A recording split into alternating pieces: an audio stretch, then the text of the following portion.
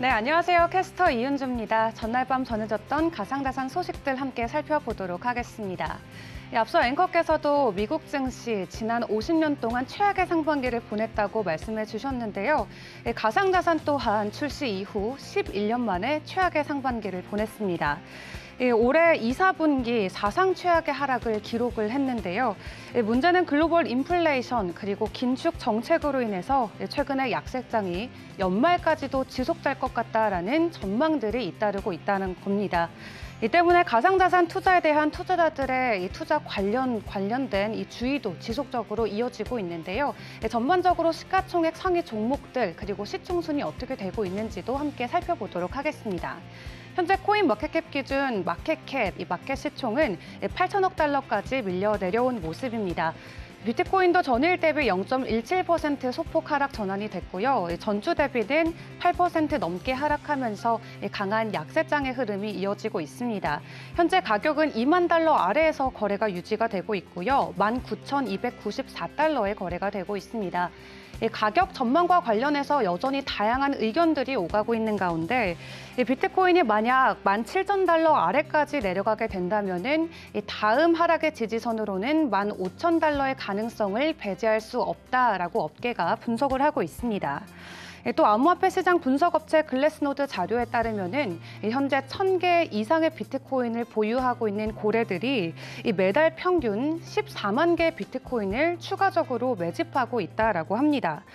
그렇기 때문에 현재 전체 시장에 풀려있는 비트코인의 전체 공급량 중에 45%가 넘는 비트코인을 이들이 전부 통제하고 있다라고 하는데요. 이렇게 지금과 같은 전체 공급량 중 이 고래들의 비율이 커질수록 시장에 대한 영향력이 강해지기 때문에 이 업계는 이런 부분들도 좀 부정적으로 풀이를 하고 있습니다.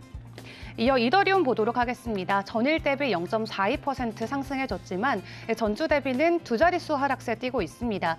전주 대비 11% 넘게 하락하면서 현재 가격 1,074달러에 거래되고 있고요.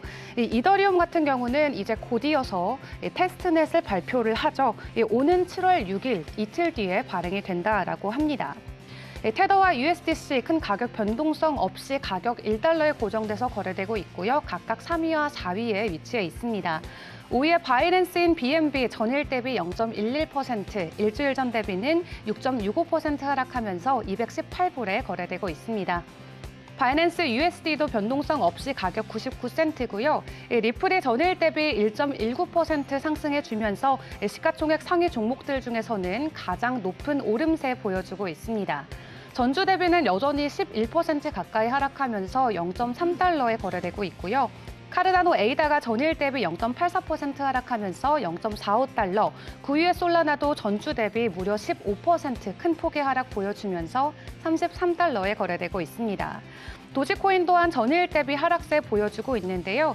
도지코인과 관련된 또 새로운 소식들이 전해졌죠. 투더문, 화성 갈그니까 등등의 유행어를 이 수식어처럼 달고 사는 이 일론 머스크의 발언들, 이제는 좀 실제가 되어가는 것 같습니다. 일론이 그동안 적극적으로 지지하고 지켜왔던 도지코인이 드디어 달나라로 간다는 소식이 전해졌는데요. 우주 전문 기자 마이클 슈츠가 트위터를 통해서 도지 1 달 탐사, 도지 1 미션 투 더 문이라는 프로젝트가 현재 진행 중이라고 밝혔습니다. 탐사 발사 일자는 2022년 12월로 정해졌다고 하고요. 구체적인 일자는 출시 3개월 전에 공개될 예정이라고 전했습니다. 스페이스X는 올해 초 도지 1 탐사라는 이름의 임무에 착수를 시작을 했는데요. 이 탐사 계획은 지오메트릭 에너지의 무게 40kg의 위성을 스페이스X의 팰컨 9 로켓에 실어서 달로 보내는 것으로 이 프로젝트와 관련된 모든 이용료를 이 도지코인으로 지불하고 결제하겠다라고 밝힌 바 있습니다. 이렇게 도지코인과 관련된 소식까지 해서 상위 10개 종목 저희가 살펴봤고요. 현재 전반적으로 또 특징주들은 어떤 소식들이 있는지 살펴보도록 하겠습니다. EOS와 관련된 소식을 가지고 왔는데요. The merge won't help solve Ethereum scaling issues, but EOS will. 이 이오스 같은 경우는 이 이더리움과 비슷한 레이어 1 솔루션이죠.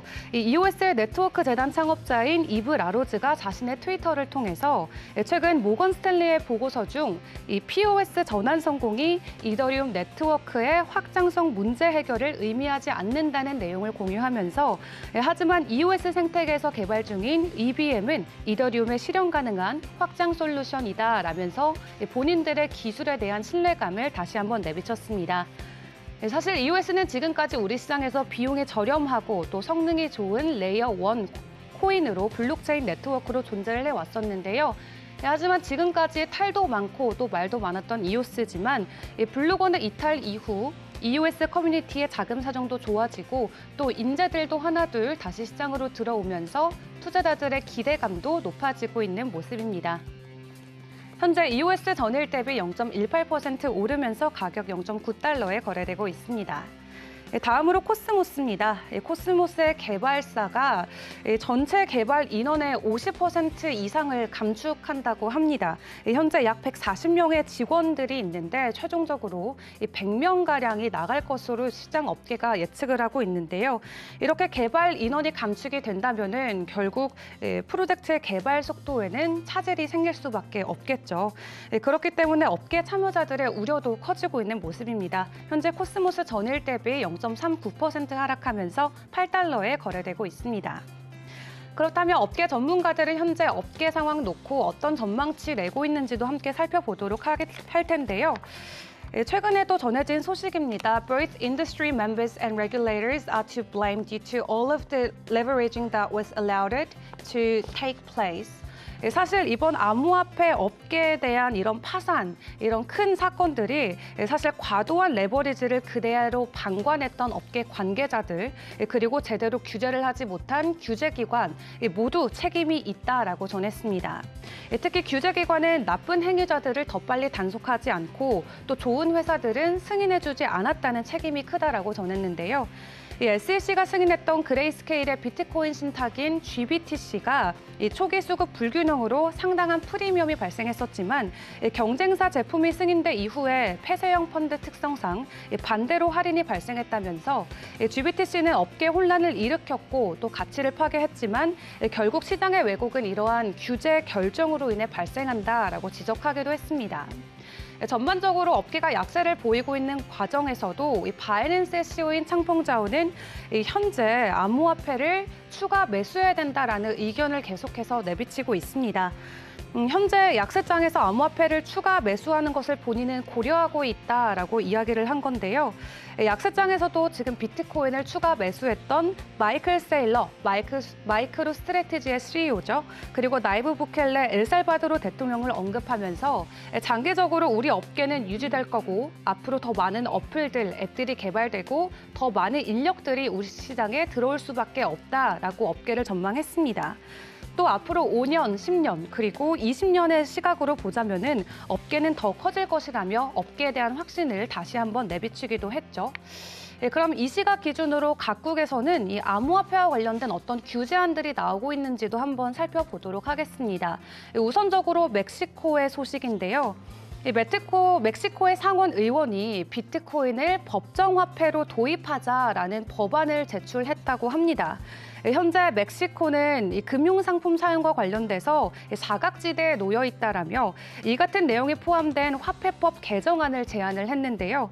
제출된 법안의 취지를 보자면은 멕시코 인구의 56%가 아직까지도 은행 계좌가 없고 또 68%는 금융 관련 교육 사각지대에 놓여 있기 때문에 비트코인을 통해서 그런 부분을 좀 해소하고 싶다라고 이야기를 전했습니다.